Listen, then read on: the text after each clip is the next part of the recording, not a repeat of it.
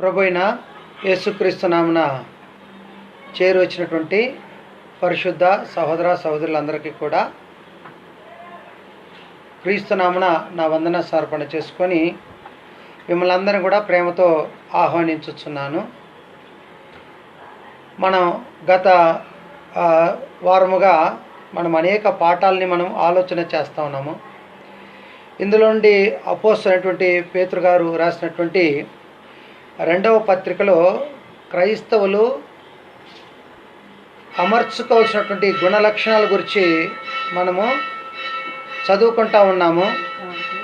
ఇందులో ముఖ్యంగా మనము చదువుకునేటువంటి పాఠంలో మన దేవ స్వభావంలో పాలివారగినట్లు దేవుడు వీటిని అనుగ్రహించాడు అనేటువంటి విషయాన్ని మనము ఆలోచన చేస్తూ ఉన్నాము. ఇందులో ముఖ్యంగా దేవుని యొక్క స్వభావంలో మనం పాలివారవడానికి దేవుడు మనకి ఏం చేస్తాడంటే, ఆ హేతు చేతని మీ మట్టుకు మీరు పూర్ణ జాగ్రత్త గలవారై విశ్వాసమునందు సద్గుణమును, సద్గుణమునందు జ్ఞానమును, జ్ఞానమునందు ఆశా నిగ్రహమును, ఆశా నిగ్రహమునందు సహనమును, సహనమునందు భక్తిని, భక్తి యందు సహోదర ప్రేమను, సహోదర ప్రేమ యందు దయను అమర్చుకోడని అపోస్తలుడైనటువంటి పేతురు గారు చెదిరిపోయినటువంటి ఆ క్రైస్తవులు అమర్చుకొని బ్రతకాల్సినటువంటి ఆ దేవ స్వభావంలో ఆ యొక్క గుణాలు ఎలా ఉండాలనేటువంటి విషయాల గురించి చెప్పుకుంటూ ఆయన వస్తూ ఉన్నాడు. ఇందులో మనం జాగ్రత్తగా విషయాల్ని మనం ఆలోచన చేస్తూ ఉన్నాము. ముఖ్యంగా ఇందులో దేవ స్వభావంలో పాలివారు ఒకట ఏంటో విషయాలు మనం చూసాం. అలాగే విశ్వాసం అంటే విశ్వాసం ఎంత స్థిరమైనటువంటి విశ్వాసము కలిగి ఉంటే ఆ స్థిరమైనటువంటి విశ్వాసాన్ని బట్టి మన యొక్క బిల్డింగ్ ఎంత ఎత్తుగానే మనం కట్టుకోవచ్చు. అంటే ఫౌండేషన్ ఎలా ఉండాలి, స్టాండర్డ్ అయినటువంటి ఫౌండేషన్ ఉండాలి. ఆ ఫౌండేషన్ ఎలా ఉండాలి అనేటువంటి మాటని మీకు చెబుతూ అబ్రహాములో ఉన్నటువంటి విశ్వాసం ఎంతదో, ఎందుకంటే అబ్రహాము విశ్వాసులకు తండ్రి కాబట్టి అబ్రహాముకు ఉన్నటువంటి ఆ విశ్వాసం మనం కూడా ఏం చేయబడాలి, కలిగి ఉండాలి అనేటువంటి విషయాన్ని మనం చదువుకున్నాం. అందుకని విశ్వాసము, అబ్రహాములో ఉన్నటువంటి విశ్వాసం ఉండాలి. అతడు ఎంతటి వాడంటే తాను ప్రేమించినటువంటి తన ఏకైక కుమారుడైనటువంటి ఇస్సాకుని దేవుడు బలిగా అర్పించమన్నప్పుడు ఆ విషయాన్ని గురించి చింతించకుండా తన కుమారుని ఇవ్వడానికి కూడా ఏం చేయలేదు. అతడు వెనకాడకుండా తన కుమారుణ్ణి దేవుని కొరకు సమర్పించాడు. కారణం అంటే దేవుడు మృతుల నుండి సహా అతన్ని లేపనటువంటి సామర్థ్యం గలవాడని అబ్రహాము విశ్వసించాడు. కాబట్టి అటువంటి విశ్వాసం మనం కలిగి ఉండాలనేటువంటి సంగతిని కూడా మనం ఆలోచన చేశాం. అటువంటి విశ్వాసం ఎంత స్టాండర్డ్ అయినటువంటిది అంటే స్థిరమైనటువంటి విశ్వాసం. కాబట్టి ఈరోజు క్రైస్తవులంటే మనం కేవలం విశ్వాసులుగా కాకుండా మన స్థిరమైనటువంటి విశ్వాసం కలిగి ఉండాలనేటువంటిది మనం ఆలోచన కలిగి ఉండాలి. ఆ విశ్వాసంలో సద్గుణము అనేటువంటి మాటను చదువుకున్నాం. ఈ యొక్క సద్గుణం అనేటువంటి విషయాన్ని మనము ఆలోచన చేసుకున్నప్పుడు నీతి అనేటువంటి మాటను ఆలోచన చేశాము, లేక ధర్మము అనేటువంటి మాటను ఆలోచన చేశాము. అంటే సద్గుణం యొక్క నిర్వచనం ఏంటంటే, డెఫినేషన్ ఏంటంటే నీతి లేక రైచియస్నెస్ అన్నారు. లేకపోతే ధర్మము, వారి యొక్క ధర్మాలు ఏం చేయాలి, నెరవేర్చాలి. అలాగా ధర్మము నెరవేర్చినటువంటి వారిలో మన తల్లి అయినటువంటి మన రూతును గురించి మనం ఆలోచన చేశాము. రూతు ఎంత గొప్పదంటే ఆమె యొక్క ప్రవర్తన విషయంలో నుండి మొదలుకొని తన అత్త పట్ల చూపించినటువంటి ఆ ప్రేమ, తన యొక్క ధర్మం, కోడలుగా తన యొక్క ధర్మాన్ని నెరవేర్చినటువంటి ఆమెను గురించి కూడా మనం సంగతులు చాలా విషయాలను ఆలోచన చేశాము. ఆ అత్తగారు నయోమి రిక్తురాలైపోయింది, చేతిలో ఏమీ లేదు, సమృద్ధి కలిగినటువంటిది అవి వచ్చింది. కానీ మోయాబు దేశంలో అంతకంత క్షీణదశకి వెళ్ళిపోయి ఆమె దగ్గర యాక్చువల్లీ రిక్తురాలైపోయింది. పేదరికం, దరిద్ర స్థితికి వచ్చింది. అయినా కూడా ఆ ఐశ్వర్యంలో ఉన్నప్పుడు ఎంత అత్త కోడళ్ళు అన్యోన్యంగా బ్రతికారో, ఏమీ లేనటువంటి కాలంలో కూడా మరి నయోమితో కూడా రూతు అనే కోడలు విడిచిపెట్టుకోకుండా ఆమెను కనిపెట్టుకొని తన ధర్మాన్ని నెరవేర్చినటువంటి ఆమెని మనం గమనించాం. కాబట్టి విశ్వాసమునందు సద్గుణము అనేటువంటి విషయాన్ని ఆలోచన చేశాము. ఆ సద్గుణమునందు ఏమి కావాలంటే క్రైస్తవులకి జ్ఞానము అనేటువంటిది అవసరం. జ్ఞానము అనేటువంటిది ఎలాగుంటుందో ఈరోజు జ్ఞానాన్ని గురించినటువంటి పాఠాన్ని మనం ఆలోచన చేద్దాం. జ్ఞానాన్ని మనం ఆలోచన చేసినప్పుడు జ్ఞానాన్ని ఏమన్నారంటే ఇంగ్లీష్లో నాలెడ్జ్ అన్నారు. జ్ఞానాన్ని గురించి ఏమన్నారంటే నాలెడ్జ్ అన్నారు. ఈ యొక్క నాలెడ్జ్ ఎలాగుంటుందంటే, నాలెడ్జ్ అనేటువంటి వాస్తవానికి దాని యొక్క నిర్వచనాలు ఎలాగుంటాయంటే ఇంగ్లీష్లో ఇలాగ చెప్పబడింది, what you know and understand about something అని చెప్పబడింది. అంటే నాలెడ్జ్ అంటే what you know and understanding about something. దీన్ని తెలుగులో ఎలా చదువుకుంటామంటే చదువు అనుభవము ద్వారా లభించేటువంటి తెలివితేటలు అని చెప్పబడింది. అంటే చదువు ముఖ్యమే, తర్వాత ఏమవసరం, అనుభవం. జీవితంలో మనం ఏండ్లు గడిచే కొలది, రోజులు గడిచే కొలది మనం ఒక్కొక్క రోజు ఒక కొత్త అనుభవాన్ని మనం ఏం చేస్తామంటే అనుభవిస్తాం.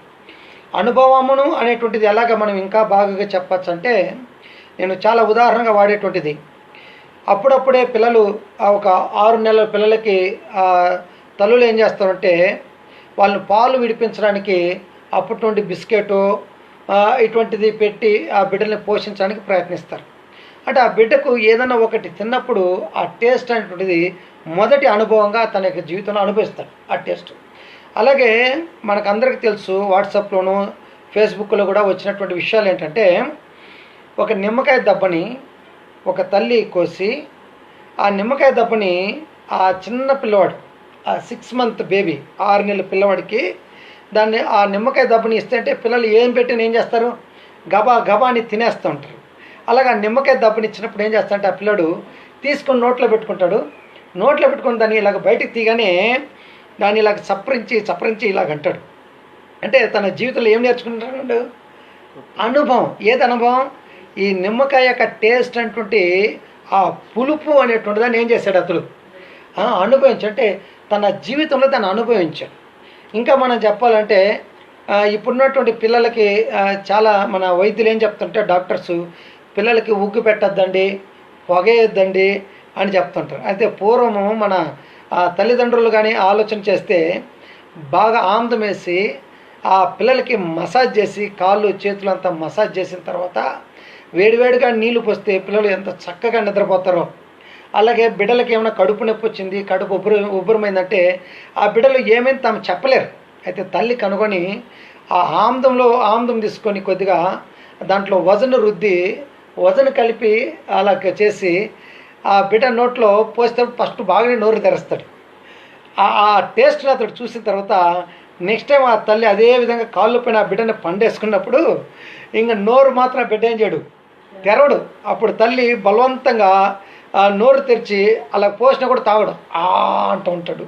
ఆ ముక్కుని గట్టిగా అలా పట్టుకొని ఈడిస్తే గబక్కని ఏం చేస్తూ ఉంటాడు, తాగుతా. అంటే ఆ బిడ్డల యొక్క జీవితాలలో ఒక్కొక్కటిగా కొత్తగా ఏం చేస్తూ ఉంటారు, అనుభవిస్తారు. కాబట్టి చదువు అనేటువంటిది ఒక నాలెడ్జ్ మాత్రమే. ఆ చదువుతో పాటు ఏమవసరం, అనుభవం ద్వారా లభించేటువంటి తెలివితేటలు. దీన్నే ఏమన్నారంటే జ్ఞానము అన్నారు.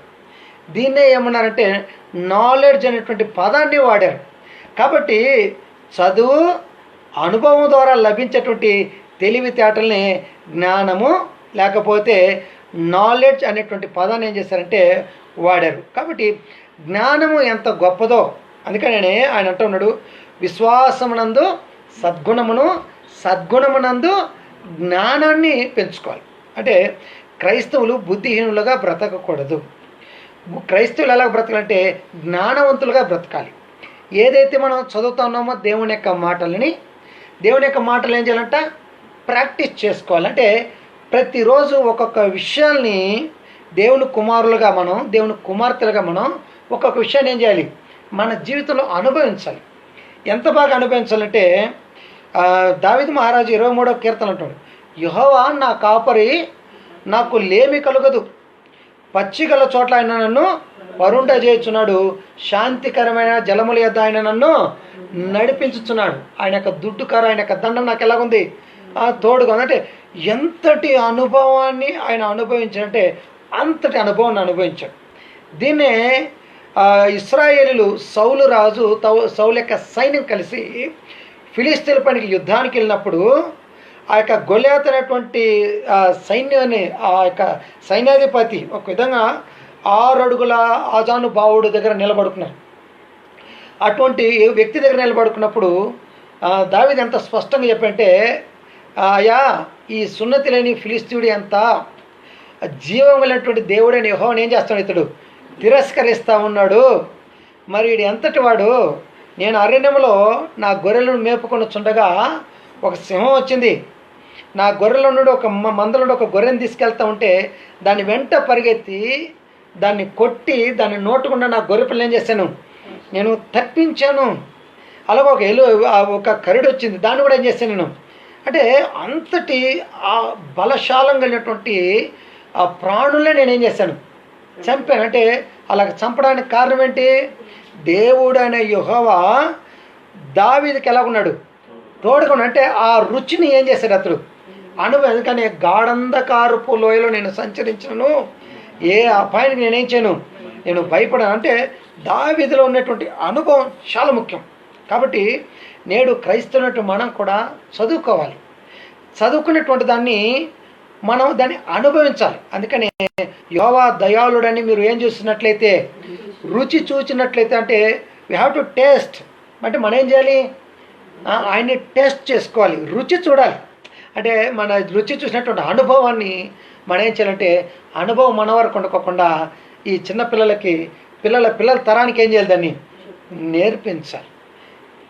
దాన్ని పిల్లలకు ఆ నాలెడ్జ్ని, ఆ అనుభవాన్ని వాళ్ళకి ఏం చేయాలి, నా జీవితంలో దేవుడు ఇలాగ చేశాడు, తప్పనిసరిగా మిమ్మల్ని కూడా దేవుడు అలాగే చేస్తాడు. దయతో మీరు దేవుని ఎందుకు విశ్వాసం ఉంచి ఏం చేయండి, బ్రతకమని బిడ్డలకి ఏం చేయాలి, అది విశ్వాసం.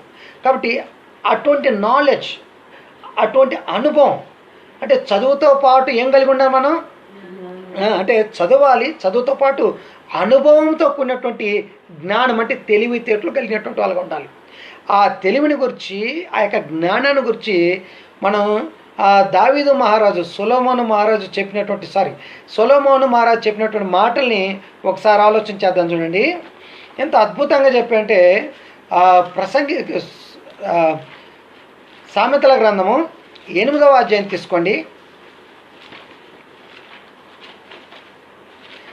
సామెతల గ్రంథము 8వ అధ్యాయము 11వ వచనాన్ని మనం కానీ చదివితే ఎంత అద్భుతంగా చెప్పంటే, జ్ఞానము ముత్యముల కన్నా శ్రేష్టమైనటువంటిదంట. జ్ఞానం ఎంతది, ముత్యముల కన్నా శ్రేష్టమైనది, విలువగల సొత్తులేవియు జ్ఞానముతో సాటి కావు అన్నాడు. కాబట్టి ఎంత బాగా చెప్తున్నాడు ఆయన, జ్ఞానము ముత్యముల కన్నా శ్రేష్టమైనది, విలువగల సొత్తు లేదు, దానితో ఏం కావంట, సాటి అనేటువంటివి కావు. దేనితో సాటి అనేటువంటి కావు, జ్ఞానంతో. ఇక్కడ నేను ఒక పదాన్ని నేను రాసుకున్నాను. ఇక్కడ జ్ఞానము ముత్యముల కన్నా శ్రేష్టమైంది అన్నారు. యాక్చువల్లీ వాస్తవానికి ఇక్కడ ముత్యాలు అనేటువంటివి, ముత్యాలు అనేదానికంటే ఇంగ్లీష్లో ఏమన్నా అంటే రూబీ అనేటువంటి పదం అడారు. ఏంటి ఆ పదం, రూబీ అనేటువంటి. అంటే దాని యొక్క అర్థం ఏంటంటే కెంపులు, ఆభరణాలలో ఉపయోగించే ముదురు ఎరుపు రంగు రాళ్ళు, అంటే విలువైనటువంటి రాళ్ళు. దాన్నే ఇంకా పచ్చలు ఉంటాయి, వాటిని మాణిక్యములు అన్నారు. అంటే మన ఒక ఆభరణాలు చూడండి, బంగారం చూడండి, బంగారు ఆభరణము మెడలో వేయబడేటువంటి ఏంటది నెక్లెస్ కానీ, లేక చేతికి పెట్టేటువంటి ఉంగరాలే కానీ, లేక చెవులు వేసుకునేటువంటి కమ్మలే కానీ, వీటి పరిస్థితిని ఒకసారి ఆలోచించండి. వాటిని తయారు చేసిన తర్వాత బంగారు కానీ ఉంటే అంత కాంతిగా ఉండవు, మనుషులు ఎవరు ఇష్టపడరు. అయితే అందులో కెంపులో, తెల్లరాల్లో, లేక పచ్చరాల్లో ఆ బంగారు ఆభరణాన్ని చేసిన తర్వాత దాంట్లో పొదిగి వాటిని పాలిష్ చేసిన తర్వాత ఎలా కనబడుతుంది అంటే తల ఏం చేస్తూ ఉంటాయి, మెరుస్తూ ఉంటాయి. ఇతర మనుషులు ఏం చేస్తూ ఉంటాయి, వెళ్ళినటువంటి వాళ్ళ మనల్ని ఆకర్షిస్తూ ఉంటాయి. కాబట్టి సొలొమోను మహారాజు ఏమన్నాడంటే, జ్ఞానము ముత్యముల కన్నా, అంటే కెంపుల కన్నా శ్రేష్టమైనది, విలువగల సొత్తు లేవి ఏం కదంట ఆ జ్ఞానముతో సాటి అయినటువంటివి కావు. మనం దేనికి విలువలు ఇస్తామో ఆ విలువలు అన్నిటికీ కూడా శ్రేష్టమైనటువంటిది ఏదంటే జ్ఞానము. దానితో ఏది కూడా ఏం కదట సాటి అయినటువంటిది కాదు. దీనే యోబు గ్రంథం తీసుకోండి ఒకసారి. యోబు గ్రంథము 28వ అధ్యాయం తీసుకోండి. చాప్టర్ 28 28వ అధ్యాయము. ఆ జ్ఞానం ఎటువంటిదంట దాని గురించి చెప్పబడింది. 15వ వచనం 15వ వచనంలో ఇక్కడ అంటున్నాడు. ఆ కింద మీరు చదువుకుంటే 12వ వచనంలో అయితే జ్ఞానం ఎక్కడ దొరుకునని అడిగాడు. ఇక్కడైతే ఆ జ్ఞానం ఎలాంటిదంట 15వ వచనంలో సువర్ణము దానికి సాటి అనేది కాదు. దేనికి?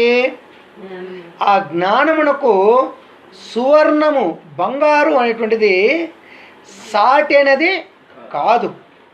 దాని విలువకై, దేని విలువకై? జ్ఞానము యొక్క విలువకై వెండిని తూచరాదు, అంటే వెండి లెక్కకు రాదు. అంటే ఎంత స్పష్టంగా చెప్తా ఉన్నాడంటేనా, జ్ఞానము సువర్ణము దానికి సాటి అనేది కాదు. దాని విలువకై, అంటే జ్ఞానం యొక్క విలువకై వెండిని ఏం చేయకూడదంట, తూచరాదు. ఇంకా అంటా ఉన్నాడు చూడండి, అది ఓఫీరు బంగారము కంటెను, విలువగల గోమేదము కంటెను, నీలము కైనను కొనబడినది కాదు. అంటే ఈ యొక్క బంగారము, ఈ యొక్క జ్ఞానము అనేటువంటిది సువర్ణానికి సాటి, అంటే సువర్ణము జ్ఞానానికి సాటి అనేటువంటిది కాదు. అంటే సువర్ణము కంటే శ్రేష్టమైనటువంటిది ఏదంట జ్ఞానం. అలాగే ఆ జ్ఞానం ముందు ఏది అక్కడికి రాదు, సువర్ణమే కాదు, దానికి లెక్క కట్టకూడదు. దేంతో? వెండితో దాన్ని లెక్క కట్టకూడదు. ఇది ఓఫీరు బంగారము కంటే శ్రేష్టమైనటువంటిది అంట. ఏది? జ్ఞానం. కాబట్టి ఇటువంటి జ్ఞానమును గురించి యాకోబు గారు ఏం చెప్పారో ఒక మాటను మనం ఆలోచన చేద్దాము. యాకోబు ఆ పత్రికలో మనం తీసుకుందాం చూడండి. 3వ అధ్యాయం ఆయన ఎంత స్పష్టంగా చెప్పారంటే 3వ అధ్యాయము 17వ వచనం. ఆ జ్ఞానం, ఈ జ్ఞానంలో 2 విధాలైనటువంటి జ్ఞానం ఉంది. ఒకటి ప్రకృతి సంబంధమైనటువంటి జ్ఞానం ఉంది, ఇంకొకటి ఆత్మ సంబంధమైనటువంటి జ్ఞానం ఉంది. దీన్ని ఏమనంటే భూ సంబంధమైనటువంటి జ్ఞానము అన్నారు, అలాగే పర సంబంధమైనటువంటి జ్ఞానము అన్నారు. కాబట్టి పర సంబంధమైనటువంటి జ్ఞానము ముత్యముల కంటే శ్రేష్టమైనటువంటిది. ఆ పర సంబంధమైనటువంటి జ్ఞానానికి సువర్ణము సాటి కాదు, వెండితో దాన్ని తూచకూడదు. అంత విలువ కలిగినటువంటిది ఆత్మ సంబంధమైనటువంటి ఆ యొక్క జ్ఞానం. కాబట్టి ఆ జ్ఞానాన్ని గురించి యాకోబు గారు ఎంత స్పష్టంగా చెప్తానంటే 3వ అధ్యాయము చూడండి, 13వ వచనంలో మనము చదివినప్పుడు, మీలో జ్ఞాన వివేకములు గలవాడెవడు? ఎవరి గురించి అండి? మీలో జ్ఞాన వివేకములు గలవాడెవడు? వాడు జ్ఞానముతో కూడిన సాత్వికము గలవాడై తన యోగ్య ప్రవర్తన వలన తన క్రియలను ఏం చేయాలంట, కనపరచవలను. అయితే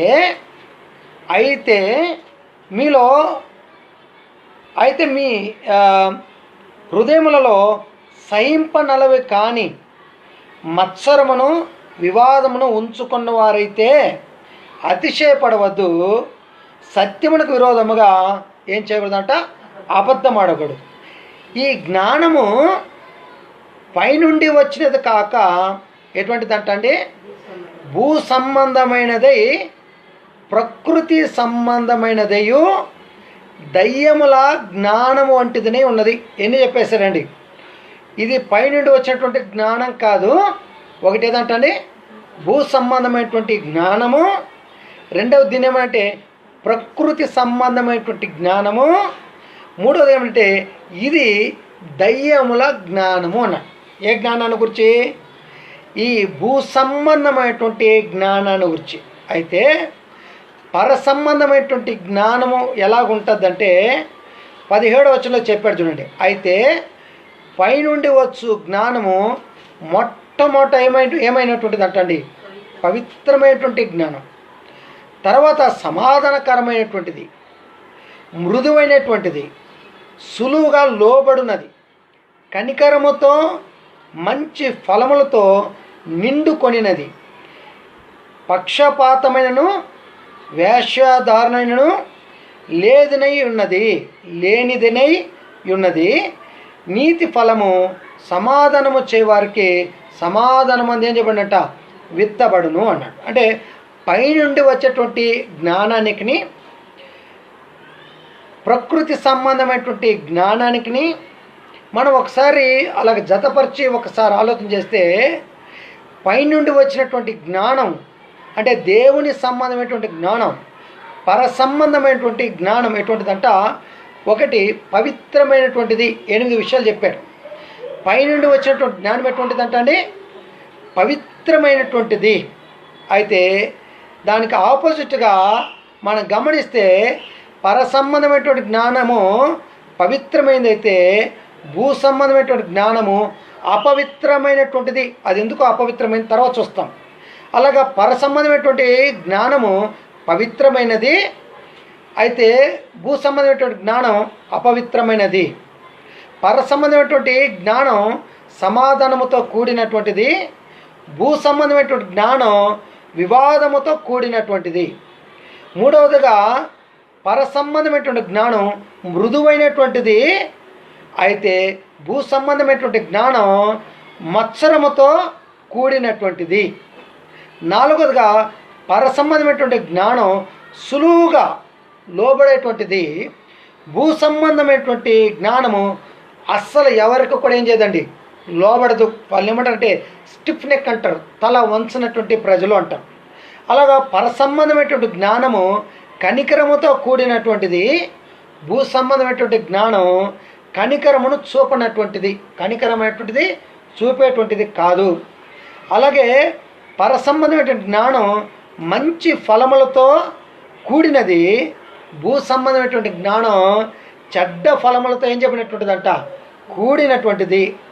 పర సంబంధమైనటువంటి జ్ఞానం ఎటువంటిదంట, పక్షపాతము లేనిది, ఎవరికి కూడా ఏం చేయదండి, ఫేవరెటిజం లేక పక్షపాతము అనేటువంటిది లేనటువంటిది. ఏది పర సంబంధమైనటువంటి జ్ఞానం. అయితే భూ సంబంధమైనటువంటి జ్ఞానం ఎటువంటిదంటే పక్షపాతము కలిగినటువంటి జ్ఞానం.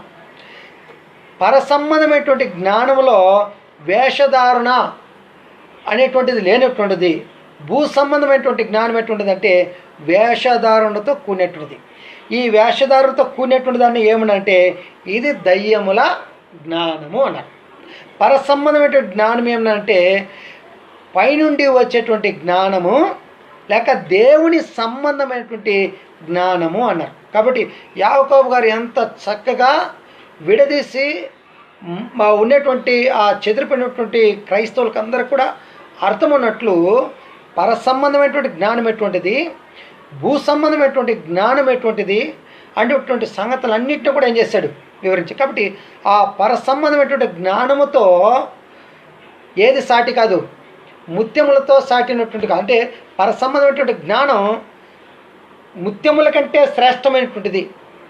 పర సంబంధమైనటువంటి జ్ఞానము ఎటువంటిదంటే సువర్ణము కంటే ఓఫీరు బంగారము కంటే ఎటువంటిదంట శ్రేష్టమైనటువంటిది.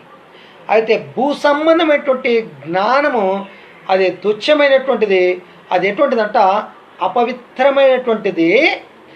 అందులో ఏముందంట వివాదముతో కూడినటువంటి భూ సంబంధమైనటువంటి జ్ఞానం. ఈ జ్ఞానం ఎటువంటిదంట మత్సరముతో ఏం చెప్పినటువంటిది కూడినటువంటిది. కాబట్టి ఇక్కడ మీరు గమనిస్తే ఒకటి వాదాలతో కూడినటువంటిది. ఒక వ్యక్తి ఏదైనా ఒక విషయం చెప్పారనుకోండి, ఒకరికొకరికి పొత్తు ఉండదు. ఒక యూనివర్సిటీలో చదువుకునేటువంటి వాళ్ళని ఆలోచించండి, ఈరోజు వైద్యుల్ని డాక్టర్లని ఆలోచించండి. ఆ డాక్టర్లు మంచి జ్ఞానం కలిగినటువంటి వాళ్ళు. ఆ జ్ఞానం కలిగినటువంటి డాక్టరు మనం అనారోగ్యంతో ఉన్నామని అతని దగ్గరికి వెళ్తే అతను మనల్ని పట్టి చూసి ఒక 3 రోజుల కోర్సుకి మందులు ఇస్తాడు. అందులో మనకు తగ్గకపోతే మళ్ళీ ఇంకొకసారి వెళ్తాం, అది కూడా తగ్గకపోతే బ్లడ్ చెకప్ చేస్తాం, అందులో కూడా తగ్గకపోతే ఏం చేస్తాము, 2 సార్లు 3 సార్లు చూసిన తర్వాత వేరొక డాక్టర్ మారుస్తాం, ఇంకొక డాక్టర్ని ఆలోచన చేస్తాం. అంటే ఆ డాక్టర్ దగ్గరికి వెళ్ళిన తర్వాత ఆయన చూస్తాడు, పలానా డాక్టర్ దగ్గరికి వెళ్ళాను సార్, ఇంతకుముందు ఆయన రాసిచ్చిన మందులు చూడండి అంటే ఆ ప్రిస్క్రిప్షన్ చూసినటువంటి ఆయన, దీన్ని ఇంకా వాడొద్దు నువ్వు, ఇదిగో నేను కొత్త మందులు ఏం చేస్తున్నాను ఇస్తాను, ఈ మందులు నువ్వేం చేయి వాడు. అంటే ఒక యూనివర్సిటీలో చదువుకున్నటువంటి వాళ్ళు, ఒక భౌతిక సంబంధమైనటువంటి ఎడ్యుకేషన్ చేసినటువంటి వీరిలోనే ఎంత పరిస్థితి ఉంది, ఒకరితో ఏముంది విభేదాలు, ఒకరినొకరు ఈ మందులు ఏం చేసుకోరు, ఒప్పుకోరు. అంటే అందుకనే వివాదముతో కూడినటువంటిది ఇంకెటువంటిది అంటండి, మత్సరముతో కూడినటువంటిది, అది ఎవరికి కూడా ఏం చేయబడదు, ఈ లోక సంబంధమైనటువంటి జ్ఞానం ఎవరికి కూడా లోబడేటువంటిది కాదు. అది మన పిల్లల్లో మనం చూడవచ్చు, పెద్దలలో మనం చూడవచ్చు. వాళ్ళని ఏదైనా ఒక మనం ప్రశ్నించి ఇదే కరెక్ట్ ఇలా చేయంటే వాళ్ళు వెంటనే అడిగేటువంటి ఇది ఎందుకు చేయాలని అడుగుతారు, దీన్ని ఇలాగ చేస్తే ఎంత బాగుంటుంది అని అంటారు. అంటే ఒకరి మాటని ఒకరు ఏం చేసుకునేటువంటి పరిస్థితి లేదు, అంగీకరించేటువంటి పరిస్థితి లేదు. అయితే పరలోక సంబంధమైనటువంటి జ్ఞానం ఏం చెప్తుందంటే, నీ జ్ఞానం నా జ్ఞానం పక్కన పెడితే పరలోక సంబంధమైనటువంటి దేవుడు ఏమి చెప్తున్నాడో ఆ జ్ఞానంతో మనం ఏం చేయాల్సి వస్తుంది, ఏకీభవించాల్సి వస్తుంది. కాబట్టి ఆ పర సంబంధమైనటువంటి జ్ఞానం కలిగినటువంటి నీవు నేను కూడా ఏం చేయబడతాను, ఆ జ్ఞానానికి మనం లోబడతాం. అంటే సులువుగా ఏం చేయబడేటువంటిది, లోబడేటువంటిది, మృదువైనటువంటిది, అది ఎటువంటిదంట కనికరమతో కూడినటువంటిది. అయితే భూ సంబంధమైనటువంటి జ్ఞానం వివాదాలతో ఏం చెప్పినటువంటిది కూడినది. ఇందుకు ఒక మంచి ఎగ్జాంపుల్ మీకు చెప్తాను. ఈ లోక సంబంధమైన జ్ఞానాన్ని గురించి మనం చదివినప్పుడు మీరు గమనించండి ఎంత బాగా చెప్పాడో అపోస్తలుడైన పౌలు గారు కొరింథీయులకు రాసినటువంటి పత్రికలో 8వ అధ్యాయాన్ని తీసుకుందాం. ఇక్కడ ఎంత బాగా చెప్పాడో మీరు గమనించండి. 8వ అధ్యాయంలో మొదటి వచనాన్ని మీరు గమనించండి. విగ్రహములకు బలిగా అర్పించిన వాటి విషయము, వేటి గురించి ఇక్కడ డిబేట్ జరుగుతూ ఉంది.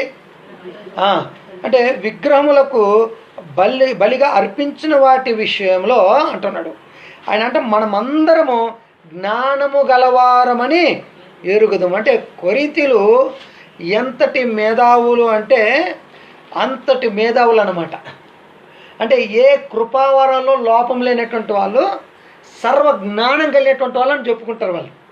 వారిని గురించి ఒక మాటని మీరు గమనిస్తే కొరింథీయులకు రాసినటువంటి మొదటి పత్రికలోనే మొదటి అధ్యాయంలోనే మనం ఆ మాటని మనము చదువుకుంటాం. ఎంత స్పష్టంగా చెప్పాడు చూడండి. అపోస్తలుడైన పౌలు గారు అంటూ ఉన్నాడు 5వ వచనం, క్రీస్తుని గూర్చిన సాక్ష్యం మీలో స్థిరపరచబడినందున ఆయన యందు మీరు ప్రతి ఉపదేశంలో, ఎవరేందంట క్రీస్తుని గురించినటువంటి ఉపదేశం, అంటే ఉపదేశ విషయంలో ప్రతి విషయంలోనూ, అనగా సమస్త ఉపదేశంలోనూ సమస్త జ్ఞానములోనూ మీరు ఎటువంటి వాళ్ళు అవుతారంట, ఐశ్వర్యవంతులు. ఎవరు? కొరింథీయులు. దేని విషయంలో? జ్ఞానము విషయంలో ఐశ్వర్యవంతులు. ఉపదేశం విషయంలో ఎటువంటి వాళ్ళు? ఐశ్వర్యవంతులు. ఇంకా వాళ్ళు ఎటువంటి వాళ్ళు చూడండి అంటున్నాడు. గనుక ఏ కృపావరమందును లోపము లేక మీరు మన ప్రభుని యేసుక్రీస్తు ప్రత్యక్షత కొరకు ఏం చేస్తున్నారు, మీరు ఎదురు చూస్తున్నట్టే ఏ కృపావరాల్లో కూడా మీకు ఏమి లేనటువంటి వాళ్ళు ఆ లోపం, అంటే క్రీస్తుని గురించినటువంటి జ్ఞాన విషయంలో ఎటువంటి వాళ్ళు అంటండి, ఐశ్వర్యవంతులు. ఈ ఐశ్వర్యవంతులైనటువంటి వాళ్ళలోనే ఈ విగ్రహాలకు బలిగా అర్పించిన వాటి విషయంలో ఎలా వ్యవహరించాలనేటువంటి విషయం కాలేదు వాళ్ళకి, ఇంకా అర్థం చేసుకోలేదు. చూడండి, వాళ్ళు ఉపదేశ విషయంలో లోపం లేదు, జ్ఞాన విషయంలో అయితే ఐశ్వర్యవంతులు అయిపోయారు. ఏ కృపావరాల విషయాల్లో చూస్తే ఏది కూడా వాళ్ళకే లేదు, కొదవ లేనటువంటి వాళ్ళు. మరి ఇంత జ్ఞానము, ఇంత ఐశ్వర్యము, జ్ఞానం కలిగినటువంటి ఐశ్వర్యం కలిగినటువంటి వాళ్ళు అయితే ఇప్పుడు ఏం చేస్తుండాలండి, విగ్రహాలకి బలిగా అర్పించిన వాటి విషయంలో ఎలాగ జాగ్రత్త తీసుకోవాలో అలాగేం చేస్తుందరు, తీసుకుందరు. అయితే మీరు కానీ గమనిస్తే పౌలు గారు ఒక మాట అంటూ ఉన్నాడు, ఆ కొరింథీలో ఉన్నటువంటి క్రైస్తవులతో మనము అనేటువంటి పదం వాడాడు చూడండి. తనను కూడా పోల్చుకొని చెప్తున్నాడు, విగ్రహములకు బలిగా అర్పించిన వాటి విషయము మనమందరము జ్ఞానము గలవారమని ఎరుగుదము. ఎవరంట? మనమందరం కూడా జ్ఞానము గలవారమని ఎరుగుదము. అయితే జ్ఞానం ఉంటే మాత్రం సరిపోదు. జ్ఞానం ఏం చేస్తుంది తెలుసునా? నేను జ్ఞానం నాలో ఉందనుకోండి, జ్ఞానము ఉప్పొంగజేయును మనిషిని చేస్తుందండి. జ్ఞానం ఏం చేస్తూ ఉంటుందండి? ఉప్పొంగిస్తూ ఉంటుంది. వారిని ఎంతగా ఉప్పొంగించాలో దీన్ని ఎంత బాగా చెప్తారంటే, మునగ చెట్టు పైనకి ఎక్కిస్తారు. అంటే ఉప్పొంగడం అంటే మునగ చెట్టు పైన ఏం చేయడం? ఎక్కించడం. అంటే మునగ చెట్టు పైన ఎక్కిస్తే ఏం జరగద్దండి?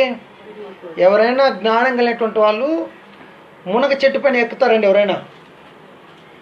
అంటే ఉప్పొంగిస్తే దీన్ని ఎక్కురా, ఏం కాదు, నువ్వు కొయ్యగలుగుతావు, నువ్వు చేత వద్ది అని కొంచెం ఎంకరేజ్ చేస్తే ఏం చేస్తాడండి? తనకు తాను ఊపిపోతాడు. అలా ఊపిపోయి పైకి ఆ చెట్టు ఎక్కి ఆ మునగ చెట్టు ఎక్కితే ఏమవుతారు అంటే అలాగా ఇక్కడ జ్ఞానం, ఒక మనుషునికి జ్ఞానం ఉందనుకోండి, జ్ఞానం అతను ఏం చేస్తూ ఉంటుంది? ఉప్పొంగి అంటే నేనే నా తర్వాత ఇంకెవరు కూడా లేరు అనేటువంటి ఒక అహంభావము అనేటువంటిది, ఈ జ్ఞానం నాకు తప్ప ఇంకెవరికి కూడా ఏం లేదు, జ్ఞానం లేదు అని అనుకుంటారన్నమాట. కాబట్టి జ్ఞానం ఉంటే సరిపోదు, జ్ఞానం అవసరమే. జ్ఞానం ఉన్నటువంటి వ్యక్తి ఏం చేస్తాడంట? ఉప్పొంగిపోతాడు. ఎలా ఉప్పొంగుతాడు అని గురించి చెప్పబడింది. ఇతడికి జ్ఞానం ఉంది, ఆ జ్ఞానంతో విగ్రహాలు ఒట్టివి, అందులో ఏమీ లేదనేటువంటి విషయం ఈరోజు క్రైస్తవునటువంటి ప్రతి ఒక్కరికి అందరికీ తెలుసు. విగ్రహాలు ఏమున్నాయి? ఒట్టివి, దాంట్లో ఏమీ లేదు. అది కంసాలి బంగారుతోనో వెండితోనో ఏం చేస్తాడు? పోత బస్తాడు. ఏం చేస్తాడు? దాన్ని పోత బస్తాడు. ఒకవేళ వడ్రంగి వాడైతే ఒక మాను తీసుకుంటాడు, ఆ మానుతో దాన్ని చెక్కుతాడు. అదే ఒక వడ్రంగి అయితే ఇంకా రాళ్ళను చెక్కేటటువంటి రాళ్ళతో కూడా ఏం చేస్తాడు? చెక్తాడు. అంటే అది ఒక వస్తువు నుండి తయారు చేయనటువంటిది. అంటే అందులో ఏం లేదు, ఏది లేదు. దాన్ని ఇంకా బాగా చెప్పారు. కన్నులున్నాయి, చూడలేదు. ముక్కుంది, వాసన చూడదు. నోరుంది, మాట్లాడదు. చెవులున్నాయి, వినదు. కాళ్ళున్నాయి, నడవదు. చేతులున్నాయి, ఏ పని కూడా అంటే. కాబట్టి విగ్రహాలు ఎటువంటివంట? ఒట్టివి. ఈ విషయాలు అందరికీ మనకు తెలుసు. అయితే దేవుడు ఒక్కడైనటువంటి విషయాన్ని మనకందరికీ బాగా తెలుసు. అయితే ఇక్కడ మనం గమనించినట్లయితే ఈ జ్ఞానము ఒక మనుషుని ఎంతగా చెరిపివేస్తుందో విషయాన్ని మనం కానీ గమనిస్తే ఆ 8వ అధ్యాయంలో గమనించండి ఎంత బాగా చెప్పాడంటే 7వ వచనంలో. అయితే అందరి ఎందుకు జ్ఞానం లేదు. ఇప్పుడు ఇక్కడ మనం కూర్చున్నటువంటి మనలో కొంతమంది క్రైస్తవ విషయంలో బలమైనటువంటి వాళ్ళగా ఉన్నటువంటి వాళ్ళు మనం ఉన్నాం. కొంతమంది దీంట్లో ఎవరున్నారు? కొంతమంది బలహీనులు కూడా ఉన్నారు. అంటే ఈ బలహీనులకి బలవంతులు రోల్ మోడల్. అంటే ఆ బలహీనులు ఎవరు చూస్తారంటే బలవంతులు చూస్తూ ఉంటారు. అంటే బలవంతులు ఏంటంటే నాకేం తెలుసు అంటే ఆ విగ్రహాలు ఒట్టివి అనేటువంటి విషయం నాకు తెలుసు. ఈ బలహీనులకి ఏం తెలీదు. వాళ్ళు ఇంతకుముందు ఆ విగ్రహాలతో సంబంధం కలిగి అక్కడ అర్పించేటువంటి అర్పణలో బలులలో వాళ్ళు కూడా పాలిభాగస్తులై ఆ ఆహారాన్ని భుజించినటువంటి వాళ్ళు. ఇప్పుడు అది ఒట్టిదని తెలుసుకొని కాస్త కూస్త జ్ఞానంతో క్రీస్తుని అంగీకరించారు. ఇప్పుడు క్రీస్తుని అంగీకరించినటువంటి వాళ్ళకి ఇప్పుడు జ్ఞానంలో నేను జ్ఞానవంతుని, నాకు జ్ఞాన విషయంలో నేను ఐశ్వర్యవంతుని అనుకున్నటువంటి నేను వాళ్ళకి నేనేం చేయాలి? ఇది ఒట్టిదని చెప్పి నేను ధైర్యం చేసి నేను విగ్రహాలకి బలిగా అర్పించినటువంటి ఆహారాన్ని నేను తినడానికి కానీ మొదలు పెడితే ఇంకా బలహీనుల యొక్క పరిస్థితి ఏంటి చూడండి. నా జ్ఞానం నన్ను ఏం చేస్తూ ఉంది? ఉప్పొంగించి ఏ బలహీనుడి కొరకు క్రీస్తు చనిపోయాడో ఆ బలహీనుడిని బలహీనుడిగా చేయడానికి నా జ్ఞానంతో వాడిని ఏం చేస్తాను? నేను నాశనం చేస్తున్నాను. అందుకని ఎంత స్పష్టంగా ఆయన ఈ మాట చెప్పాడో చూడండి.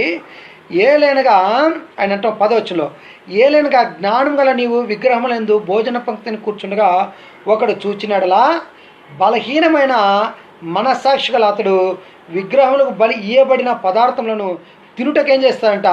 ధైర్యము తెచ్చుకొనును కదా. అందువల్ల ఎవని కొరకు క్రీస్తు చనిపోయినో ఆ బలహీనుడైన నీ సహోదరుడు నీ జ్ఞానం వల్ల ఏం చేస్తున్నాడు?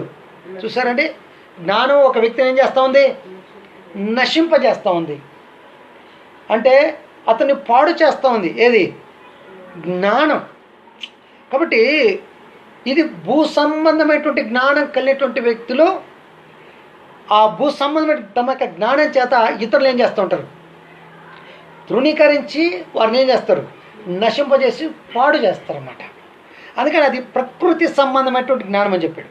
దీన్ని ఎంత బాగా చెప్పాడంటే ఆయన, నీ యొక్క జ్ఞానమును బట్టి అతడు ఏమైపోతాడు అంటే, ఎవరి కొరకు క్రీస్తు చనిపోయాడో ఆ బలహీన మనస్సాక్షిని నొప్పించడం వల్ల మీరు క్రీస్తునకు విరోధంగా పాపము చేస్తున్నారు.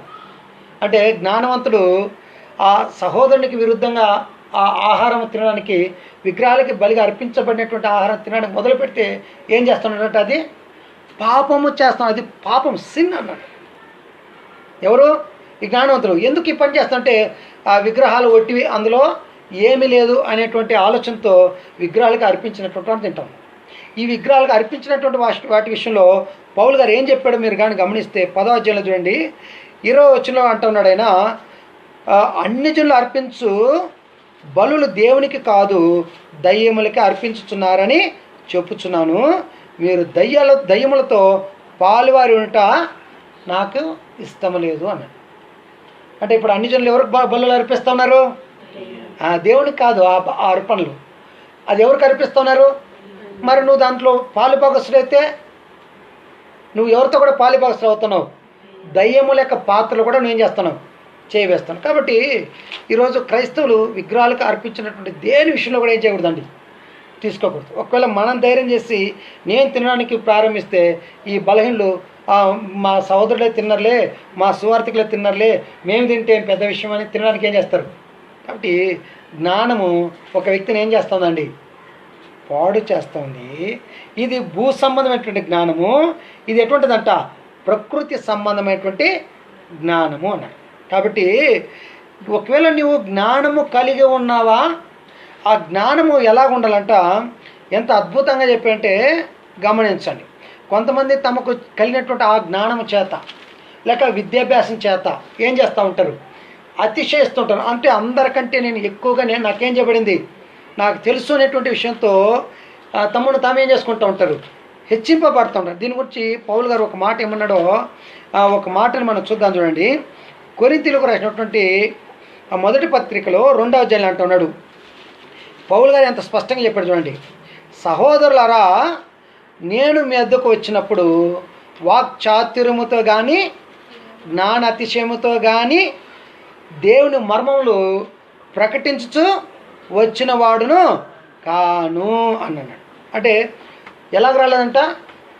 నేను మీ వద్దకు వచ్చినప్పుడు, కొరింథీయులారా నేను మీ వద్దకు వచ్చినప్పుడు ఎలాగ రాలేదు? నేను వాక్చాతుర్యం అంటే కొంతమంది మాటల్లో వల్లించడంలో మహానుభావులు అన్నమాట. వాళ్ళు మాటలు ఎలాగైనా వల్లిస్తారు.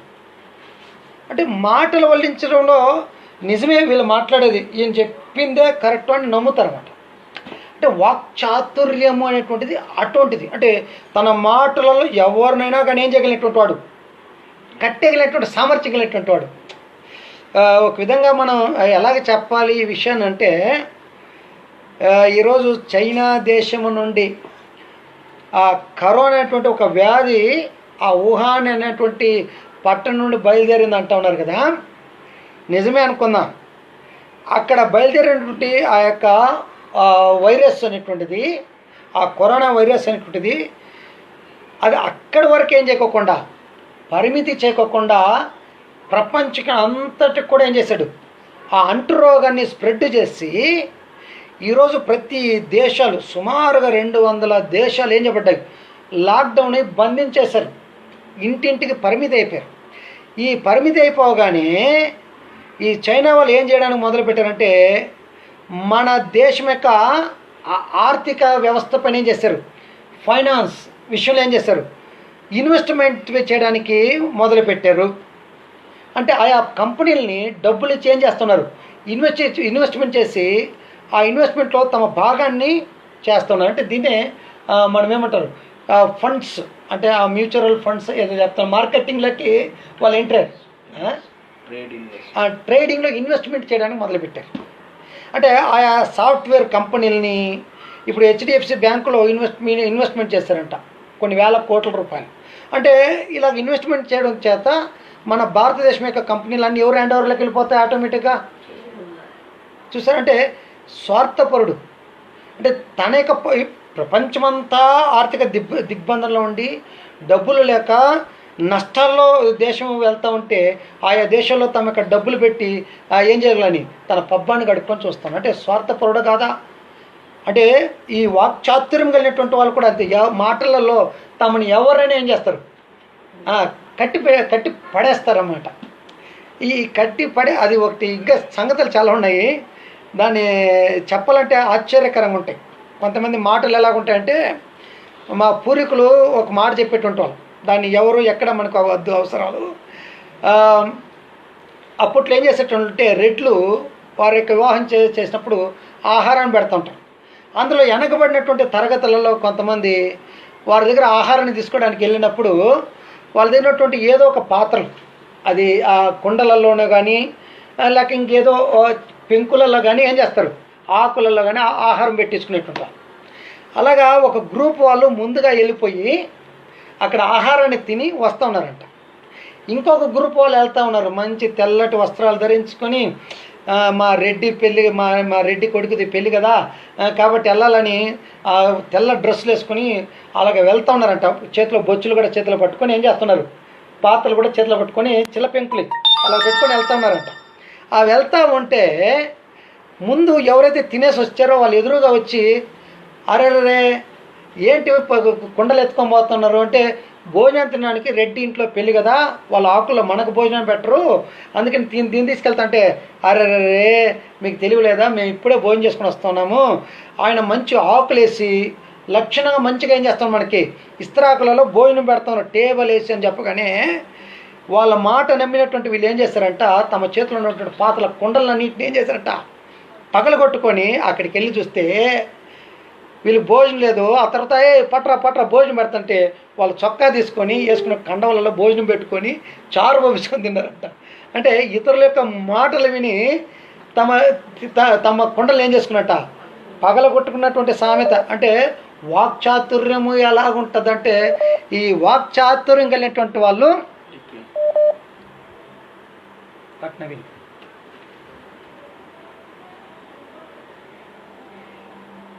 ఏమడుగు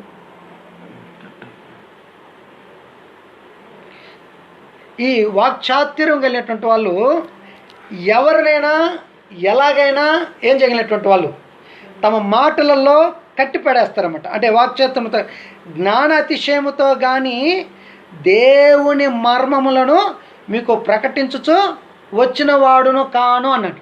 అంటే దేవుని యొక్క మర్మాలు ఎలా ప్రకటించలేదు, వాక్చాతుర్యముతో కానీ. నాకు జ్ఞానం ఎక్కువ ఉంది, జ్ఞానం యొక్క అతిశయం. ఈరోజు ఎంతమంది అతిశయిస్తున్నట్టే జ్ఞానముతో. ఈరోజు ఏదో నాకు ఆశ్చర్యకరంగా ఉంది, మన సొంత మదర్ టంగ్, మన సొంత భాషను వదిలిపెట్టి ఇతర భాషలో మాట్లాడితేనే జ్ఞానవంతులు అని అనుకుంటా ఉన్నారు. అందుకని చాలామంది ఈరోజు అన్య భాషలపై అంటే ఇతర భాషలపైన వ్యామోహం కలిగి ఆ భాషలపైన ఏం చేస్తున్నారు, ఇష్టపడుతున్నారు. అందులో 4 ముక్కలు మాట్లాడితే చాలు, ఈయన మంచి జ్ఞానవంతుడు, ఇతనికంటే ఇంకెవరు లేరు, జ్ఞానవంతుడే లేడు అనుకుంటా ఉన్నారు. దాన్ని అంటే ఇక్కడ అంటే వాక్చాతుర్యముతో అని జ్ఞానాతిశయం. కొంచెం బాగా ఇంగ్లీష్ ఉండడం మంచిదే, అలాగని నాకు ఇంగ్లీష్ ఉంది, ఆ ఇంగ్లీష్ రానటువంటి వాళ్ళు మీరందరూ మోటోళ్ళు, మీకు అసలు మీరు జ్ఞానమే లేనటువంటి వాళ్ళు అనే అర్థం కాదు. చాలామంది ఇటువంటి వాళ్ళు తమకు కలిగినటువంటి జ్ఞానం అంటే భాషలో ఒకవేళ తెలిసి ఉండొచ్చు. పౌలు గారు అన్నారు, మీకు అందరికంటే ఎక్కువగా నేనేం చేస్తున్నాను, భాషలో మాట్లాడుతున్నాను, మీకు అందరికంటే ఎక్కువ జ్ఞానం నాకుంది, మీకు అందరికంటే ఎక్కువ స్వస్థపరిచేటువంటి వరాలు నాకున్నాయి. అంత ఉన్నప్పుడు కూడా అతను ఏం చేయబడలేదండి, ఎక్కడ కూడా ఏ విషయంలో కూడా ఆయన ఏం చేయలేదు, అతిశయపడలేదు. అంటే జ్ఞానం ఏం చేస్తూ ఉంది, అతిశయపడతా ఉంది. జ్ఞానం ఏం చేస్తూ ఉంది, ఉప్పొంగుతూ ఉంది. అది దాన్ని ఏమిటంటే ఈ లోక సంబంధం జ్ఞానం. దాన్ని పౌలు గారు ఎంత బాగా చెప్పారంటే, నేను కొరింథీయులారా మీ ఎద్దకు వచ్చినప్పుడు వాక్చాతుర్యంతో మీ ఎద్దకు రాలేదు, జ్ఞానాతిశయంతో కూడా రాలేదు, దేవుని మర్మం మీకు ప్రకటించుతూ వచ్చిన వాడును అసలు కానే కాదు. ఇంకా కింద అన్నాడు, కింద 5వ వచనంలో మీరు చూస్తే మీ విశ్వాసము మనుషుల జ్ఞానమును ఆధారము చేసుకొనక అన్నాడు. విశ్వాసం ఏం చేయకూడదు అంటే ఎవరి యొక్క జ్ఞానాన్ని ఆధారం చేసుకోకూడదు? మనుషుల యొక్క జ్ఞానం, అంటే మాటలు వల్లించేటువంటి వాళ్ళ యొక్క జ్ఞానాన్ని ఏం చేసుకోకుండా, ఆధారము చేసుకోకుండా దేవుని శక్తిని ఆధారము చేసుకుని ఉండవల్లని నేను మాట్లాడినను సువార్త ప్రకటించినను జ్ఞానయుక్తమైన తీయని మాటలను వినియోగింపక. అదన్నాడు. ఎటువంటి అండి? జ్ఞానయుక్తమైనటువంటి తీయటి మాటలు, కమ్మటి మాటలు. అంటే నూనె కంటే ఎలా ఉంటాయండి వీళ్ళ యొక్క మాటలు? నునుపుగా ఉంటాయి. ఆ నూనె పైన కాలు పెడితే ఏం జరగద్దండి? జారి పడుతుంటే అలాగంటానంటే తీయటి మాటలు వినియోగింపగా పరిశుద్ధాత్మయు దేవుని శక్తి కనపరచు. ఏమిటిని ఉపయోగించుకున్నా? దృష్టాంతరాలు వాళ్ళు ఉపయోగించుకున్నా, ఇల్లస్ట్రేషన్స్ని వాళ్ళు ఉపయోగించుకున్నా ఎవరిదే? పరిశుద్ధాత్ముడు ఏం చేసేటువంటివి వినియోగించి, అంటే దృష్టాంతం అంటే పాత నిబంధన గ్రంథంలో ఉన్నటువంటి ఎగ్జాంపుల్స్ని ఏం చేసుకున్నారు, ఇక్కడ వాడుకున్నారు. అంటే ఈ రోజుల్లో మీరు చాలా గమనించుకున్నట్లయితే ఈరోజు ఈ వాక్చాతుర్య జ్ఞానంతో అతిశయపడేటువంటి వాళ్ళు ఎంత పరిస్థితులు ఉన్నారంటే, తమ యొక్క జ్ఞానమే జ్ఞానం.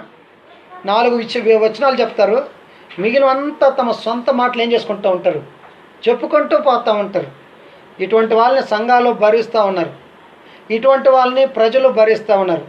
అదే జ్ఞానం అని. అందుకే నేను ముందుగా పర సంబంధమైనటువంటి జ్ఞానం అయితే పక్షపాతం లేనటువంటిది. ఈ లోక సంబంధమైన జ్ఞానం అయితే మనవాడలే, దాంట్లో తప్పేముందులే, మనోడని తప్పుని ఏం చేసుకుంటూ ఉంటాం, అంటే ఇతరుల పట్ల పక్షపాతము చూపిస్తాము.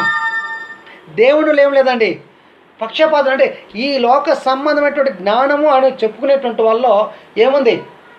పక్షపాతం కలిగేటువంటి వాళ్ళు. కాబట్టి ఒకవేళ నీకు జ్ఞానం ఉందా, ఆ జ్ఞానం నిన్ను ఉప్పొంగ చేస్తుంది. అంటే జ్ఞానం ఉండడంలో తప్పని కాదు, జ్ఞానం ఉండడం ఏంటి మంచిదే. అది మృదువైనటువంటిదిగా ఉండాలి, సాధువైనటువంటి ఆ 8 విషయాలు చెప్పబడినటువంటిదిగా ఆ జ్ఞానము కలిగి ఉండడం మంచిదే. కాబట్టి నీ జ్ఞానము చేత ఇతరులను ఏం చేయొద్దు, నశింప చేయకోకుండా జాగ్రత్తగా చూసుకోమని చెప్పాడు. కాబట్టి ఒకవేళ నీలో జ్ఞానం ఉందా, జ్ఞానం అంటే ఎలాగ ఉండాలో ఒక మాట చెప్పబడింది చూడండి. ఇర్మియా గ్రంథము తీసుకోండి ఒకసారి. ఇర్మియా గ్రంథము 9వ అధ్యాయం తీసుకోండి. ఒకవేళ నాకు జ్ఞానం కలిగి ఉంటే నేను అతిశయపడాలి. ఏ విషయంలో నేను అతిశయపడాలంటే 9వ అధ్యాయంలో మీరు గమనించండి. 9వ అధ్యాయం 23వ వచనం. యెహోవా ఇలాగూ సెలవిచ్చుచున్నాడు, జ్ఞాని తన జ్ఞానమును బట్టి, ఎవరంటండి? జ్ఞాని తన జ్ఞానమును బట్టి, శూరుడు తన శౌర్యను బట్టి ఏం చేయకూడదంట, అతిశయింపకూడదు. జ్ఞాని తన జ్ఞానాన్ని బట్టి, శూరుడు తన శౌర్యను బట్టి ఏం చేయకూడదు, అతిశయింపకూడదు. ఐశ్వర్యవంతుడు తన ఐశ్వర్యం బట్టి ఏం చేయకూడదంట, అతిశయింపకూడదు. అతిశయించువాడు దేనిని బట్టి అతిశయింపవలనగా భూమి మీద కృప చూపుచు నీతి న్యాయములు జరిగించుచున్న యెహోవాను నేనే అని గ్రహించి నన్ను పరిశీలనగా తెలుసుకున్నట బట్టియే అతిశయింపను. అట్టి వారిలో నేను ఆనందించువాడిని యెహోవా ఏం చేస్తున్నాడంట, సెలవిస్తున్నాడు. అంటే నీలో జ్ఞానం ఉందా, ఆ జ్ఞానాన్ని బట్టి ఎవరు గ్రహించుకోనంట, యెహోవా నేనే అని గ్రహించుకుంటే పరిశీలనగా తెలుసుకునటానికి ఏం చేయాలంట, పరిశీలనగా తెలుసుకుంటూ బట్టి అతను ఏం చేయాలి అంటే దేవుణ్ణి.